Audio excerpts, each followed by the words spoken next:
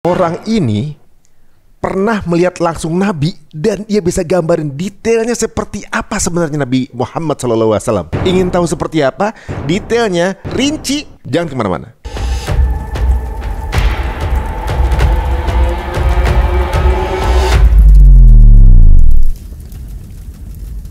Assalamualaikum warahmatullahi wabarakatuh. Alhamdulillah teman-teman semuanya, kita kembali lagi di Cerita Untung dan mudah-mudahan Ramadannya lancar semua.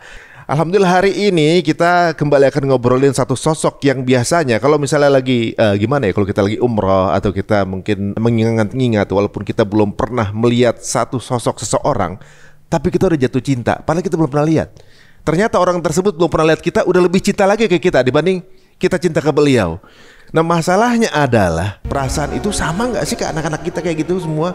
Nah teman-teman semuanya, untuk yang sekarang mungkin memiliki saudaranya atau anak-anak kecil segala macam, ini ada satu buku Muhammad is my hero yang menambah kecintaan kita dan mengetahui seperti apa sosok Rasulullah SAW. Nah tapi sebenarnya ini banyak rasa-rasa yang sebenarnya belum kita tahu. Kalau kita nggak dengar testimoni-testimoni orang yang melihat langsung Nabi itu seperti apa. Langsung aja kita akan ketemu dengan salah satu expert sirah yang ada di Cerita Untung. Inilah dia, Ustadz Asep Sobari. Assalamualaikum warahmatullahi wabarakatuh. Masya Allah. Sehat. Alhamdulillah. Alhamdulillah, Masya Allah. Ini saya mau sharing sedikit sama Ustadz. Kayak kemarin umroh nih, belum lama Ustadz. Masya Allah. Alhamdulillah. Kita doain nggak? Wah jelas lah, semua umat muslimin muslimat yang baru lahir udah meninggal saya doain semua. Insya Allah. Itu saya punya kesempatan untuk ke Gua Hiro. Ke Gua Hiro naik tuh kan, gitu ya. Itu naiknya aja tuh sejaman. Naiknya karena pakai trek yang baru nih. Kemudian belum turunnya, gitu. Nah kemudian pas sampai di sana, ternyata tuh bukan trek yang mudah. Oke. Nah, di tempat beliau juga itu ternyata sempit. Betul. Gitu. Iya. Kalau secara fisik ya Ustaz. Saya kelelahan nih gitu kan. Nabi ini kan bukan cuma sekali ke sana kan? Oh iya betul. Bukan cuma sekali. Bayangan saya bahwa Rasulullah SAW ini orang yang atletis, orang yang maksudnya ya secara sporty lah gitu. Gak bisa naik turun gitu segitu gampang gitu ya. Kemudian istrinya juga Siti Khadijah itu juga orang yang pasti sporty juga, karena bolak-balik bawain makanan gitu. Bolak-balik bawain makanan dan apa namanya ya kan makan gak cuma sekali dalam sehari gitu kan. Dan berikutnya saya pikir bahwa beliau ini pasti orang yang luar biasa good looking. Karena kalau yang saya tahu Siti Khadijah ini kan udah cantik, kaya lagi. Kok mau nganterin sendiri gitu? Kok mau nganterin? Enggak, karena sudut pandang manusia ya gitu ya. Satu gitu, wanita kalau minta nganterin orang untuk apa namanya, untuk bawain gitu ya, gitu. Nitipin ke siapa pembantunya. Takut pembantunya itu minta misalnya gitu kan, atau juga mungkin ke apa orang lain gitu. Berarti kurang cintanya kurang gitu kan. Ini berarti dia jatuh cintanya luar biasa. Ini orang kaya, cantik, terkenal, bangsawan di tempat itu nganterin hand in hand ke daerah yang nggak bisa diakses sama kendaraan. Berarti kan dia keren banget nih. Manusia ini keren banget nih menurut saya gitu kan. Gitu. Di situ aja pas jalan begitu banyak hal yang ternyata saya banyak belum tahu nih mengenai Nabi. Saya sendiri belum tahu. Emang jujur ya di situ emang baper sih. Maksudnya rasanya ya Allah, dia pernah ada sosok ini di sini gitu kan. Di batunya itu sempitnya segini. Nggak mungkin Rasulullah gendut. Nggak mungkin. Karena saya sendiri susah masuk. Berarti gendut dong? Ya berarti udah mulai gendut ya. Jadi kalau gendut nggak mungkin. Jadi menurut saya secara fisik insya Allah ideal. Karena apa? Itu hanya muat satu orang untuk melewati satu batu. Belum ke tempatnya kan. Satu akses itu satu orang. Suami istri ini ideal pasti bentuknya. Karena untuk kesusahan, untuk yang gemuk tuh kesusahan. Malah bisa cari akses lain. Itu dari fisik, itu baru dari fisik saya. Dan dari orang yang dibilang katanya nggak mampu membaca atau buta huruf, jadi orang yang paling disegani. Ini kan itu mind blowing buat saya sih. Maksudnya banyak sih sebenarnya. Pendapat saya setelah kesana tuh banyak. Tapi tolong bantu saya untuk lebih dijelasin. Bisa baper saya nih. Maksudnya sosok beliau ini nih apa sih yang saya belum tahu gitu. Dalam satu catatan, Ibnu Taimiyah mengatakan Rasulullah SAW itu kana ahsanan nasi khalqan wa khuluqan. Saking sulitnya untuk memberikan kesimpulan yang ringkas tapi juga menyeluruh. Kana ahsanan nasi khalqan wa khuluqan. Manusia yang paling sempurna, khalqan, penciptaan fisiknya, wa khuluqan, dan akhlaknya. Dengan dua kata itu. Atau ya apalagi yang pernah melihat beliau ya seperti saya mulai dari satu bait puisi Hasan bin Thabit. Hasan bin Thabit itu sahabat Nabi SAW yang sangat senior. Usianya totalnya 120 tahun. Masya Allah. Yang penyair itu? Iya. Masya Allah. Iya, ketika masuk Islam di usia 60-an tahun. Masya Allah. Dia bilang, wa ahsanu minka lam tarahu qattu aini. Wa ajmalu minka lam talidin nisa'u. Khuliqta mubarra'an min kulli aibin ka'annama khuliqta kama tasha'u. Yang lebih tampan darimu tidak pernah terlihat oleh mataku. Insyaallah. Yang lebih gagah darimu belum pernah terlahir dari rahim seorang ibu. Engkau tercipta tanpa sedikit pun celah pada dirimu, seakan-akan engkau tercipta atas pesananmu. Beliau itu saya kayak mengcustom sendiri gitu. Pengennya kayak gimana, seperti apa. Kayak pesanan ya. Minta spek yang paling bagus. Betul. Itu Hasan bin Thabit. Kalau beliau dibilang tadi, saya jadi terpancing dengan kata Rasul itu atletis, Rasul itu maksudnya fisiknya kuat. Wah, jangan tanya tuh. Di Mekah itu ada namanya Rukanah. Rukanah itu sebenarnya masih keluarga dari Bani Muthalib. Tapi yang jelas Rukanah itu terkenal pegulat nomor satunya Mekah. Pegulat. Jadi memang gulat itu ada gitu loh. Gulat itu memang olahraga jadi sana. Iya gitu. Dia disebut musari, jadi musara'ah. Jadi memang pegulat di Mekah gitu. Dan itu terkenal, jadi memang suka ada gulat. Rasulullah itu nggak dikenal sebagai pegulat, artinya dalam arti nggak main di situ gitu. Ketika Rasul berhadapan dengan Rukanah gitu kan, ya Rukanah itu kan yang diandalkan itu yang paling istilahnya topnya itu kan ya kekuatan fisiknya itu.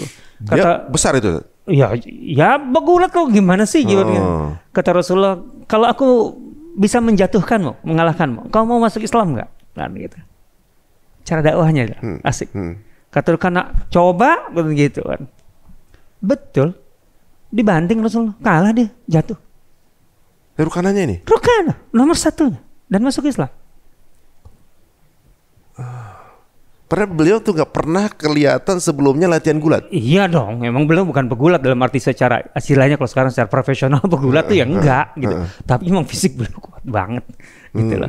Jangan salah lah ya kalau sisi. Berarti secara fisik memang beliau nih sporty kan berarti kan? Ya bahasa kita sekarang ya gitulah sporty gitu loh. Cuman yang dibayangkan ototnya kemudian gimana? Enggak begitu Rasulullah itu.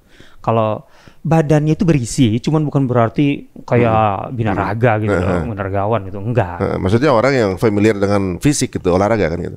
Iya, begitu. Intinya secara fisik tuh begitu. Bukan orang yang ngos-ngosan. Oh ya, enggak lah. Gendut, sembarang aja. males gerak gitu kan. Maksudnya ini penggambaran. Kalau kita mau pengen seperti Rasulullah, kita ngaca dulu minimal yang pertama kan gitu. Fisik aja gitu, sama nggak beliau? Maksudnya beliau olahraga, kuat, atletis. Kalau kita mager, malas-malasan, berarti udah nggak ngejalanin apa yang dia lakuin sebenarnya kan. Dia mager, nggak mau jalan, nggak mau gerak kemana-mana segala macam, nggak ngejalanin berarti. Nah, tapi intinya sebenarnya Rasulullah SAW itu betul-betul sempurna dalam arti seimbang, proporsional dalam segala hal gitu loh. Jadi nggak ada yang terlalu menonjol kemudian mengorbankan yang lain gitu loh. Jadi keindahan beliau itu betul-betul sempurna. Seperti tadi yang dikatakan Hasan bin Thabit itu betul-betul bukan sekedar sedang memuji dalam arti terlalu dilebih-lebihkan, enggak gitu loh. Khuliqta mubarra'an min kulli aibin. Engkau tuh betul-betul nggak ada celaknya deh, nggak ada yang bisa dicela dari Rasulullah itu. Apapun gitu loh. Fisiknya apa enggak, semua nggak ada gitu. Apalagi akhlaknya gitu loh. Ya akhlaknya kata Bunda Aisyah kan khuluquhul Quran. Kamu baca Quran, kalau pelajari Al-Quran, akhlaknya itu ya Rasulullah apa adanya.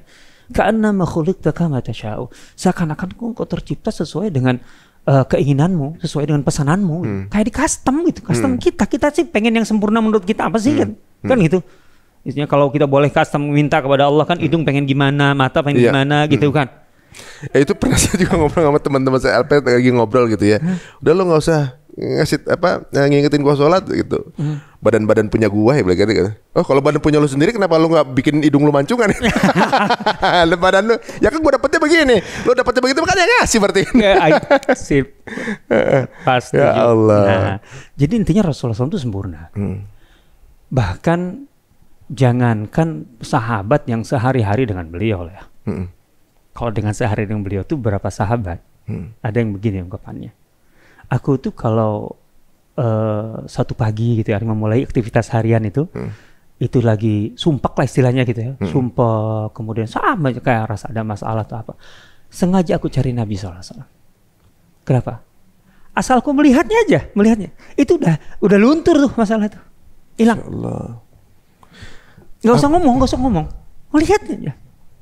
Avanzat, berarti beliau ini lebih ganteng dari Nabi Yusuf dong.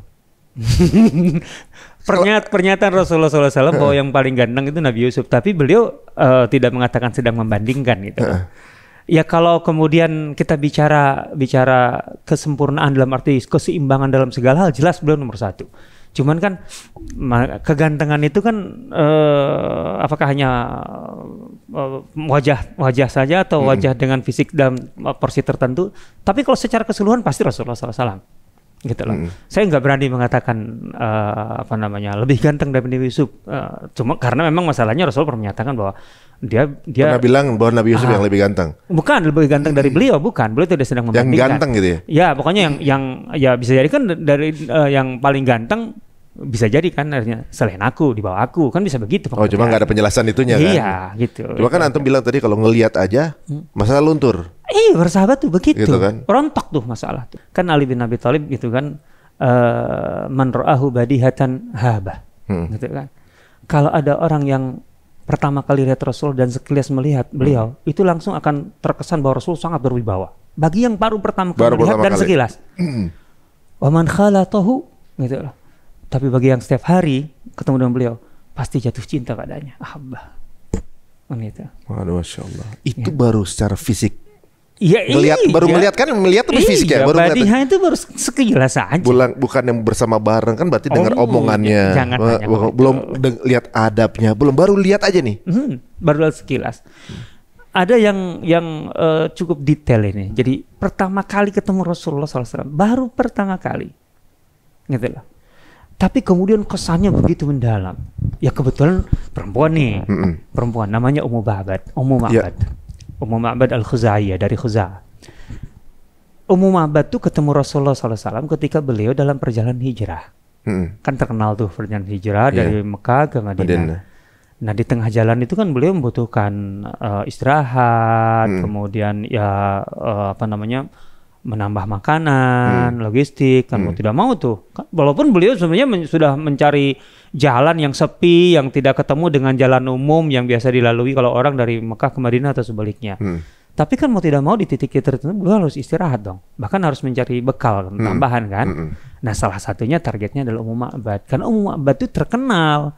Artinya di kalangan orang-orang yang biasa safar antara Mekah Madinah, kafilah-kafilah, dan Ummu Ma'bad itu terkenal.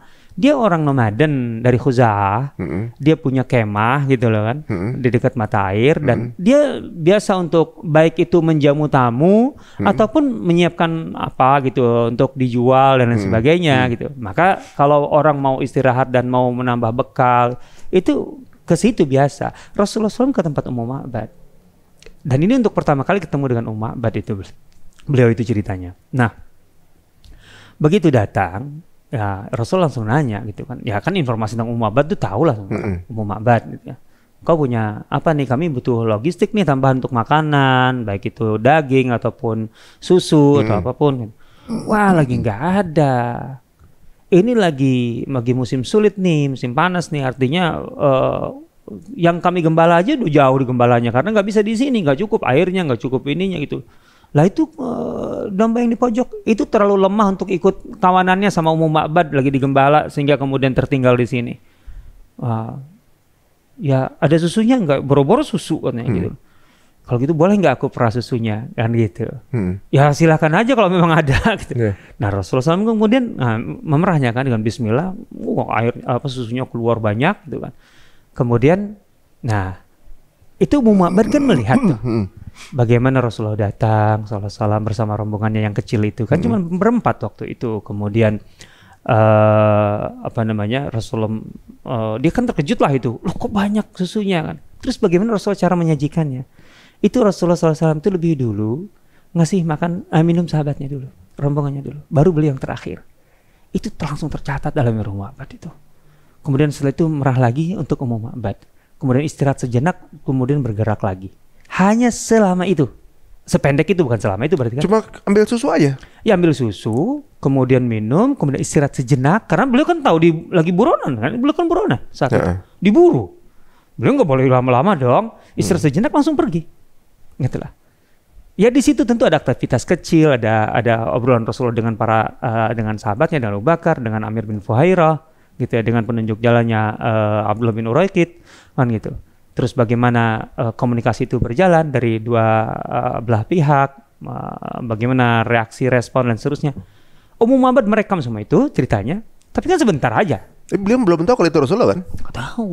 Nggak tahu. Sampai kemudian pergi tuh Rasulullah SAW, gitu ya. Suaminya datang tidak jauh lama kemudian. Ketika datang dia kaget, loh kok ada susu, pokoknya suasana berbeda. Ada tamu? Iya. Siapa? Orang luar biasa tamu hari ini. Siapa? Aku lupa nanya ke namanya. Nggak ngerti dia siapa ini. Saya nggak lupa nanyain siapa ini. Karena Ummu Ma'bad itu memang pada saat orang baik gitu ya, nggak perlu tahu siapa. Kemudian ya apa yang bisa diberikan ya berikan. Tapi gitu ya, kata suaminya, kalau gitu ciri-cirinya gimana?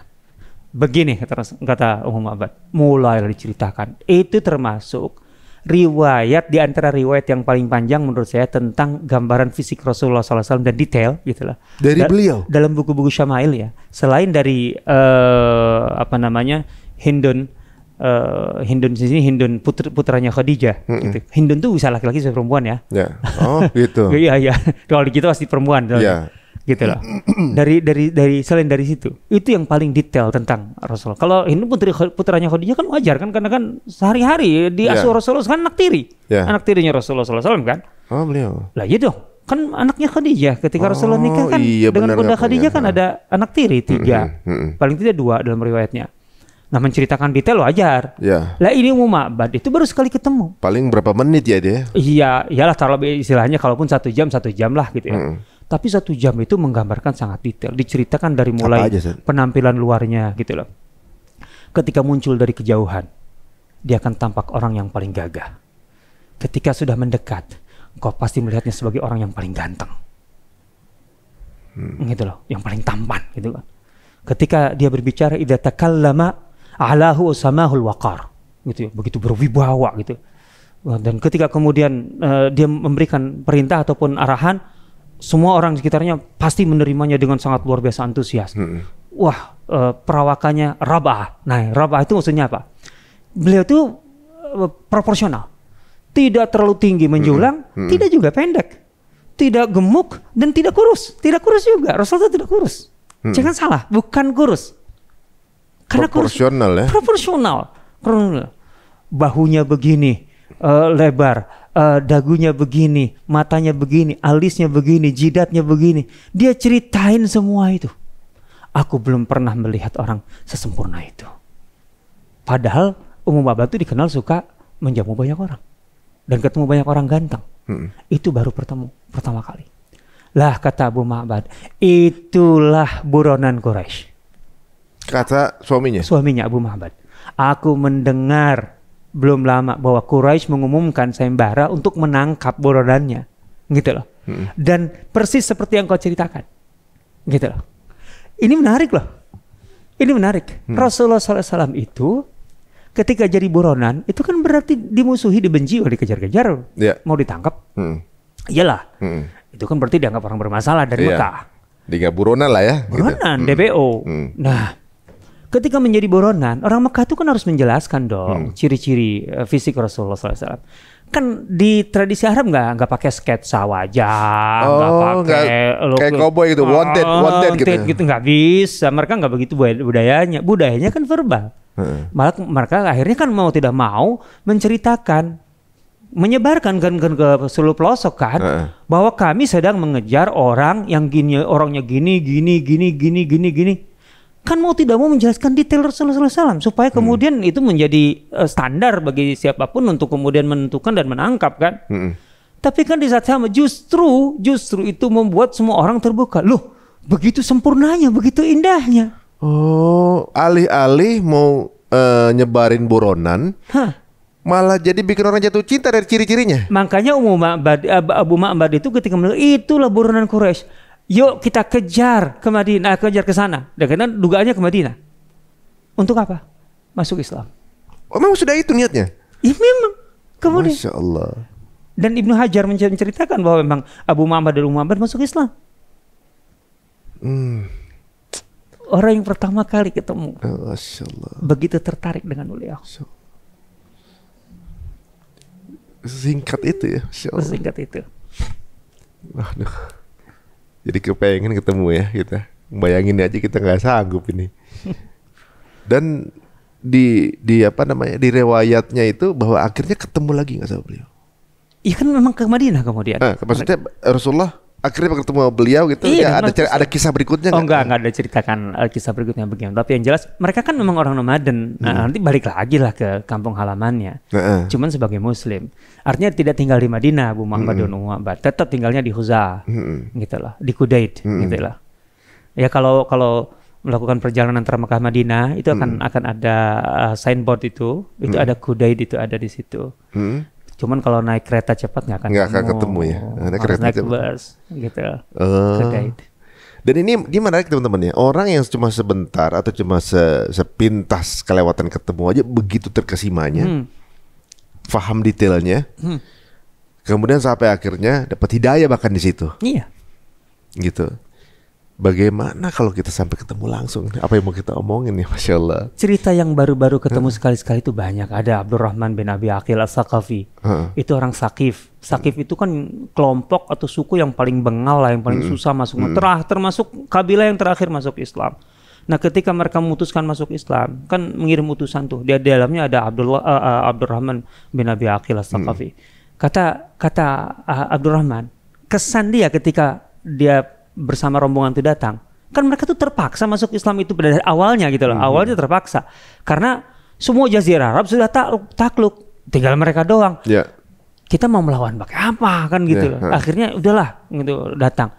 Kata dia ngakui, kami itu sebenarnya mau ke Madinah itu atau ketika mau masuk itu ketemu dengan beliau itu, di hati kami tidak ada orang yang kami benci itu kami benci daripada beliau. Apa? Cuma mau gimana lagi kan? Karena nggak ada pilihan aja. Karena nggak ada pilihan dasarnya. Kemudian ketemu kan? Ketemu, kemudian di situ ada pembicaraan gitulah. Kemudian akhirnya mereka masuk Islam. Kemudian beberapa saat mereka belajar Islam. Setelah itu mereka pulang kan? Begitu mereka pulang, kata Abdurrahman bin pengakuannya. Tapi begitu kami keluar, artinya keluar dari pertemuan dengan beliau gitu loh. Itu di masjid mungkin bisa. Maka tidak ada orang lebih kami cintai daripada orang yang baru saja kami temui. Masya Allah. Wah, ini bikin cemburu sih sebenarnya, bikin jealous ya perasaan ini. Gitu. Bagaimana mereka bisa ketemu langsung sama Rasulullah SAW. Dan kemudian memang benar bahwa sosok ini dari semua penggambaran sirah adalah sosok yang sempurna. Walaupun di dunia zaman sekarang banyak sosok fitnah mengenai beliau. Itu nggak ngerubah keadaan gitu kan. Mau menghina dari sisi mana? Iya kan. Dari sisi mana? Kayak dulu ada yang di Perancis itu, yang Charlie Hebdo gitu kan. Penggambaran karikaturnya gimana, yang gimana gitu apa. Ya itu jatuhnya cuma sebatas. Mau apa? Allah tuh memprotek Mas Ari. Allah tuh memprotek beliau hatta dari namanya Muhammad. Nama Muhammad itu udah memprotek. Bagaimana kita pahami? Dulu di Mekah ketika Rasul masih dimusuhi, itu mereka termasuk mengganti sebutannya. Ketika memanggil tuh atau menyebut tuh nggak Muhammad. Kenapa? Kenapa? Karena mereka tahu nama Muhammad itu nggak mungkin dipakai untuk menghina.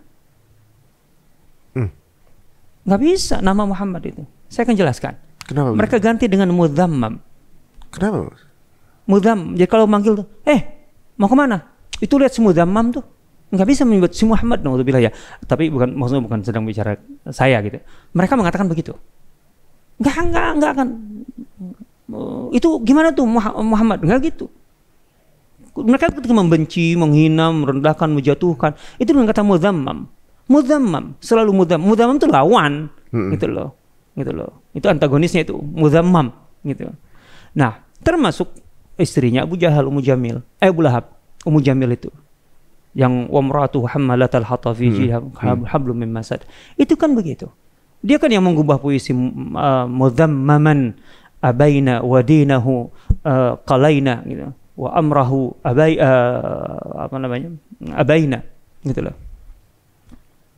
Dia nyebut mudhammam. Makanya Rasulullah SAW kemudian bilang ke Abu Bakar, waktu itu kan ada Abu Bakar, tuh lihat orang-orang Quraisy, kaummu tuh mau menjatuhkanku dengan menyebut aku mudzammam, padahal aku Muhammad. Mereka nggak sanggup menyebut Muhammad. Muhammad itu artinya apa sih? Muhammad itu artinya orang yang sangat terpuji dengan segala bentuk kepujian. Artinya, kalau ada yang layak kita puji, gitu ya, pujian di sektor apapun dan bidang apapun dengan sifat apapun beliau punya itu, ada di dirinya. Muhammad itu.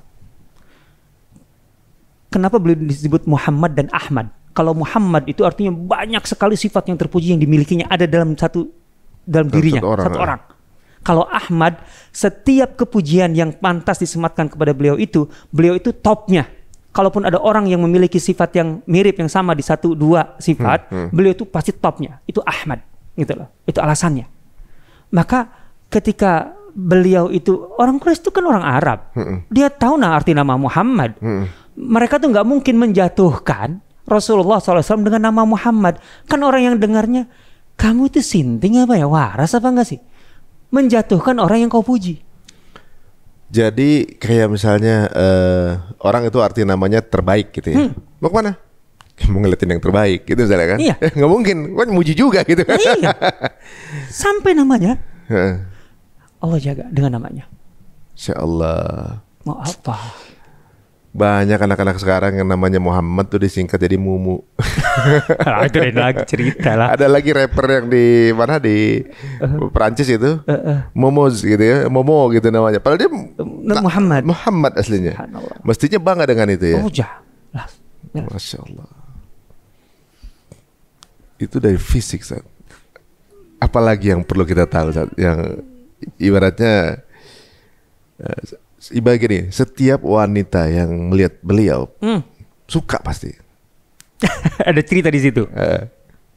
Ada juga cerita. La Juwairiyah, Bunda Juwairiyah, istri beliau. Itu kan awalnya gimana? Awalnya kan tawanan. Beliau ini tawanan dari Bani Mustalik. Bani Mustalik itu kabilah yang tadinya memusuhi Rasulullah SAW. Bahkan sempat di tahun ke-5 itu sempat menyerang Madinah dan mengumpulkan kabilah-kabilah lain di bawah kepemimpinan kepala sukunya, Al-Haris bin Abi Dirar. Juwairiyah itu putri dari Al-Haris bin Abi Dirar. Rasulullah tahu, langsung diserang tuh sama Rasulullah. Artinya tidak nunggu mereka yang nyerang, diserang. Wah, kocar kacir itu. Ditawan lah 200 orang lebih, termasuk Juwairiyah. Al-Haris bin Abi Dirar melarikan diri.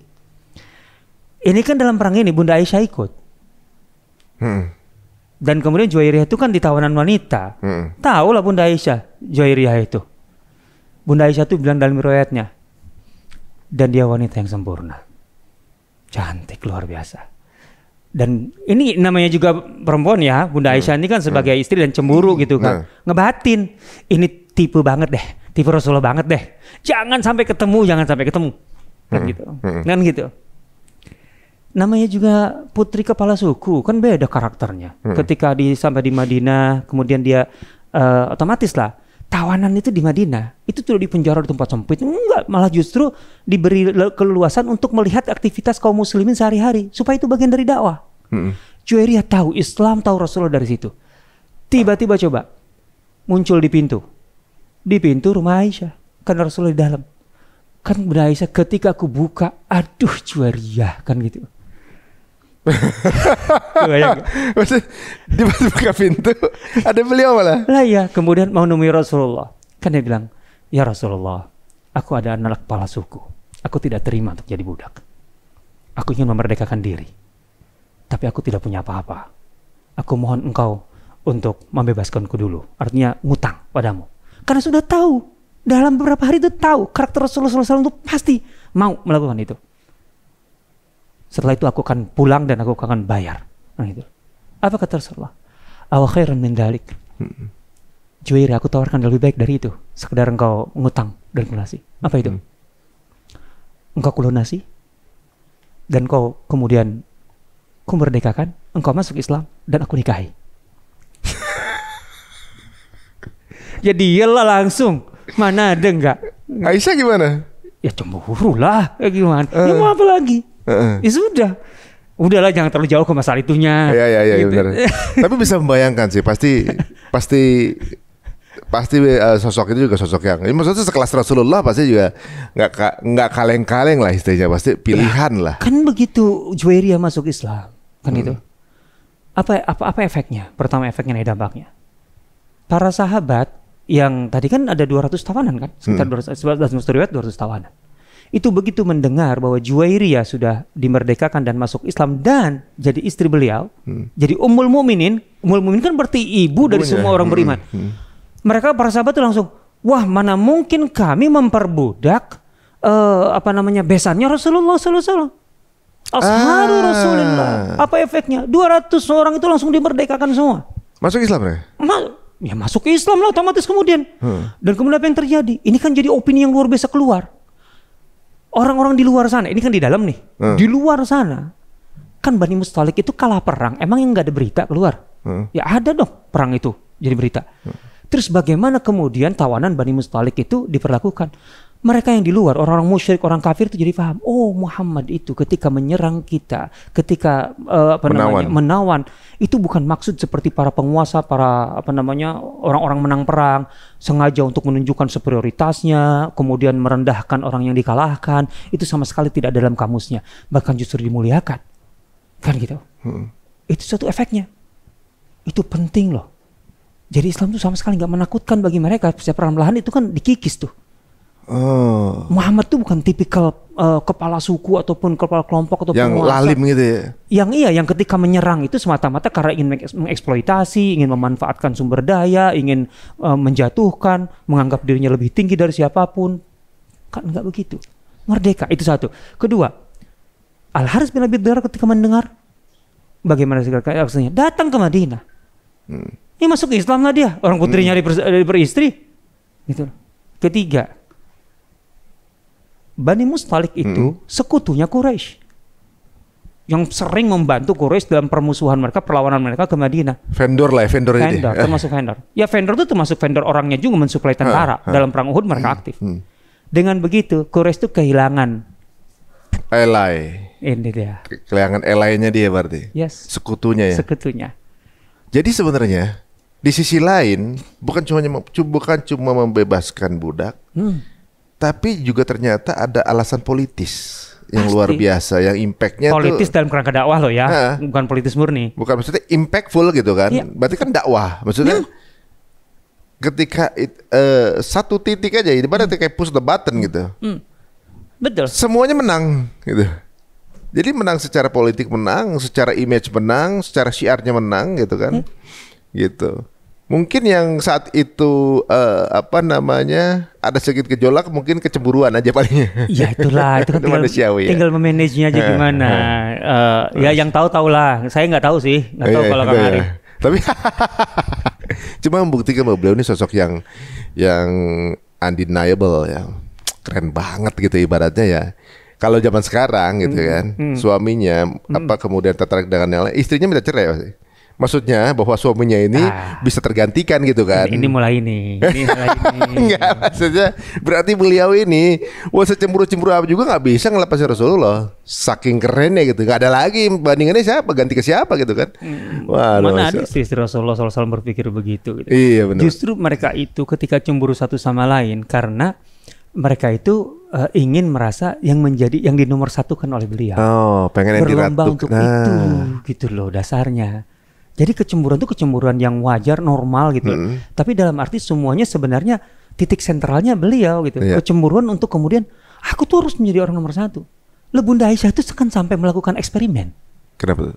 Untuk kemudian ingin membuktikan bahwa beliau itu memang betul-betul dinomorsatukan oleh beliau.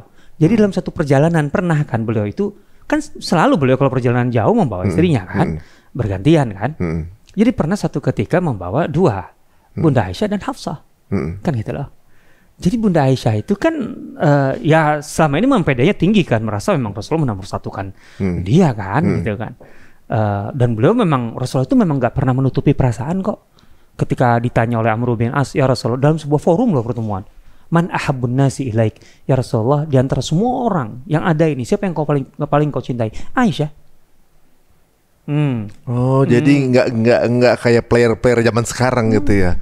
Gue nggak mau ketahuan kalau cinta banget sama dia gitu kan. Tapi beliau buktikan bahwa yang lainnya beliau cintai.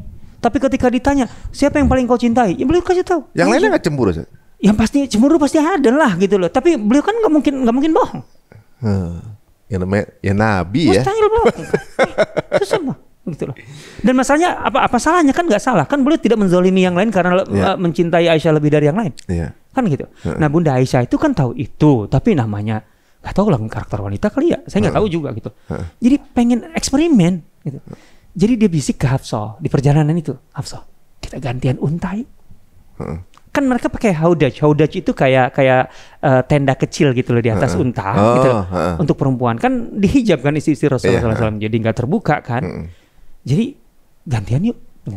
Ini memang ya wanita tuh emang dari dulu emang sifatnya begitu ya. Selalu bereksperimen, selalu triki-triki dikit gitu ya untuk pengen tahu suaminya, ngetes gitu kan. Ya sampai sekarang begini ibu mah.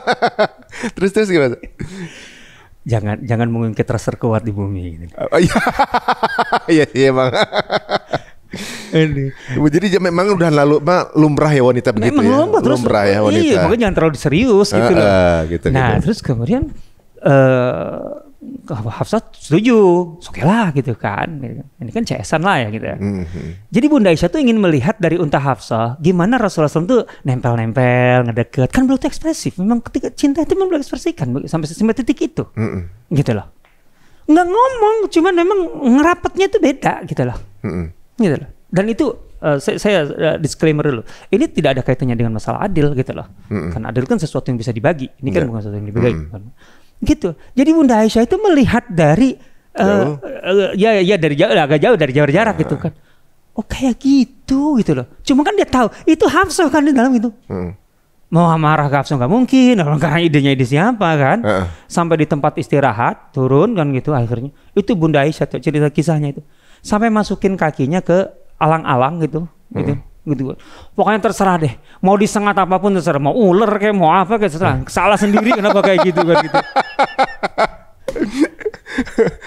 Biar ditolongin itu. Ya pokoknya intinya dia nyeselin kelakuannya sendiri tapi kan mau marah ke siapa kan gitu kan. Orang kan gitu.